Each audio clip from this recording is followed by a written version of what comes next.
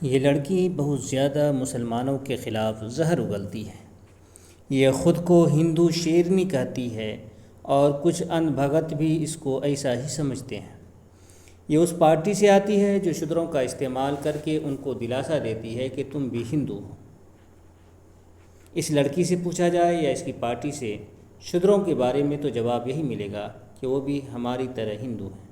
हमारे यहाँ कोई भेदभाव नहीं है, कोई ऊंच नीच नहीं है। ये सब तो मुग़लों का, अंग्रेज़ों का वगैरह वगैरह किसी का नाम ले लेते हैं कि उसकी वजह से ऐसा हुआ है।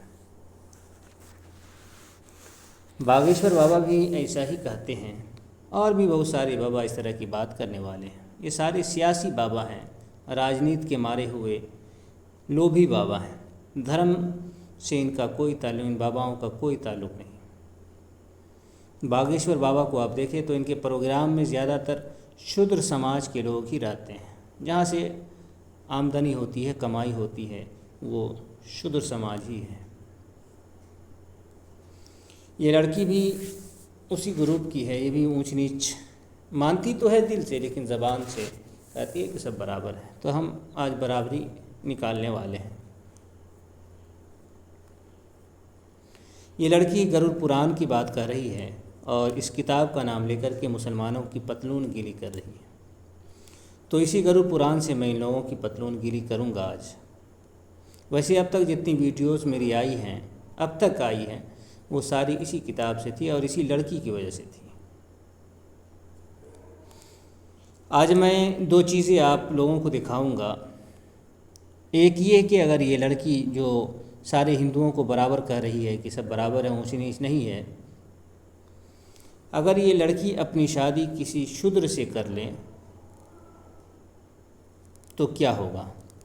और दूसरी चीज़ वो ये है कि आपने शुद्रा फिल्म या शुद्रा फिल्म अगर आपने देखा हो या इसी तरह से शूद्रों के गले में हांडी और कमर में झाड़ू बंधी हुई कोई तस्वीर आपकी नज़र से गुजरी हो या किसी से सुना हो, तो ये बात है कि ये चीज़ है कहाँ। तो उस चीज़ को भी मैं आज इसी किताब से साबित करूँगा।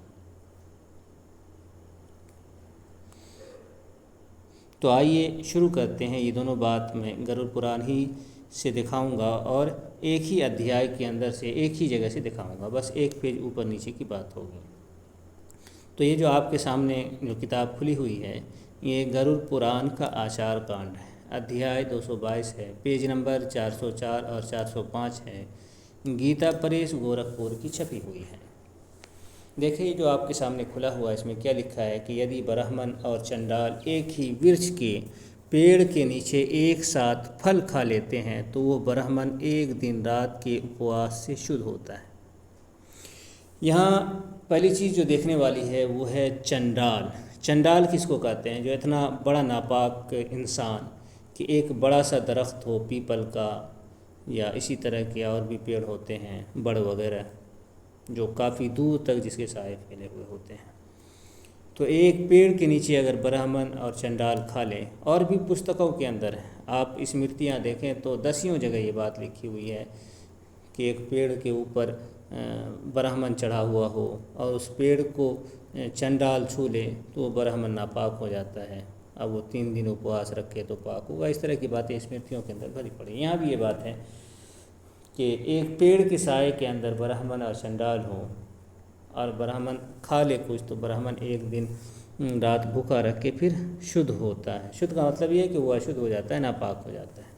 अब समझे कि साए के अंदर है, एक चीज़ का साया आप बेहतर समझ सकते हैं कि साया पेड़ का है और साया दोनों को लग रहा है, और वो साया जो मिला हुआ है, इसका साया उसका साया चंडाल का साया, तो इसकी वजह से ब्राह्मण नापाक हो गया। तो ये चंडाल कौन है जो इतना ये जो है जिसके अंदर इतनी बड़ी नापाकी होती है कि आप सोच नहीं सकते हैं। तो चंडाल कौन है? तो सभी शास्त्रों के अंदर सैकड़ों जगहों पर जी हाँ ये बात लिखी हुई है कि चंडाल उसको कहते हैं कि औरत ब्राह्मण हो और मर्द शूद्र हो, दोनों के मिलाप से जो बच्चा पैदा होगा उसको चंडाल कहेंगे। यानी इसको आसान अल्फाज में आप समझ लें कि खुशबू पांडे अपनी शादी किसी शूद्र से जो कि हिंदू हैं, कट्टर हिंदू हैं, और जैसे अभी वो मेवात वाले कौन तो यादव थे जो ज़्यादा मशहूर हैं बजरंग दल वाले, अगर उसी से कर ले या किसी से कर ले जो बड़े बड़े कट्टरपंथ शूद्र हैं, तो अगर उससे शादी हो जाए तो जो बच्चा पैदा होगा उसी को कहेंगे चंडाल, वो इतना बड़ा नापाक होगा। तो आप समझे साया का, इसे साया के ताल्लुक़ को आप जोड़ें ताकि हम ऊपर आप दिखाएं आपको कि वो जो गले में हांडी होती थी वो क्यों होती थी, और कमर में झाड़ू होता था तो क्यों होता था। आप ये वाली चीज़ देखें।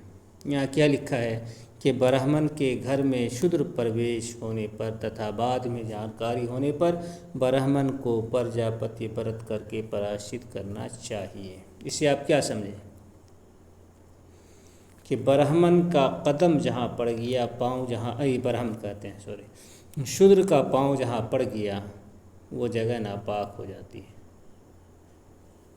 देख रहे हैं क्या लिखा है, ब्राह्मण के घर में शूद्र का प्रवेश होने पर, शूद्र ब्राह्मण के घर में चला जाए, अब ब्राह्मण को पता नहीं चला, बाद में पता चला 1 साल 2 साल 4 साल 5 साल बाद वो नापाकी बरकरार रहती है, क्या होगा, प्रजापति व्रत करके पराश्चित करना चाहिए।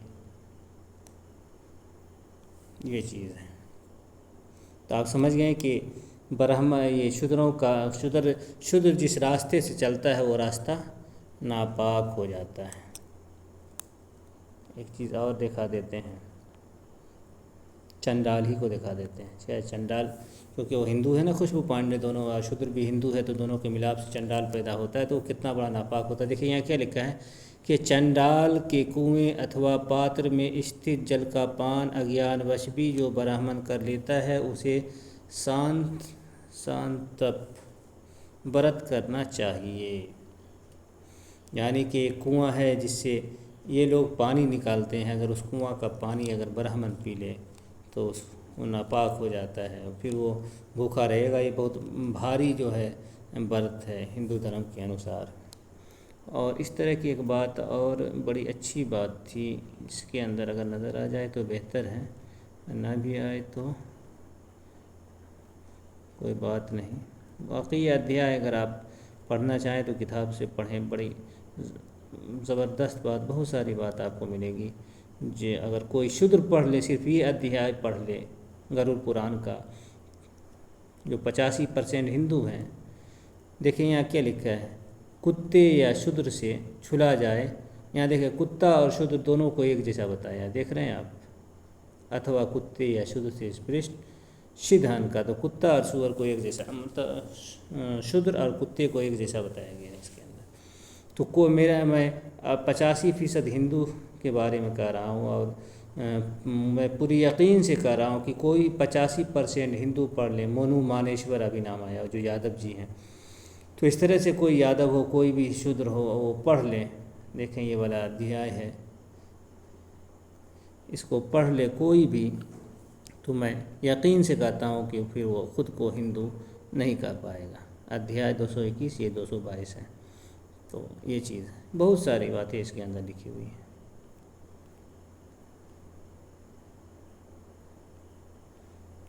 ठीक है, तो बस यही बात थी।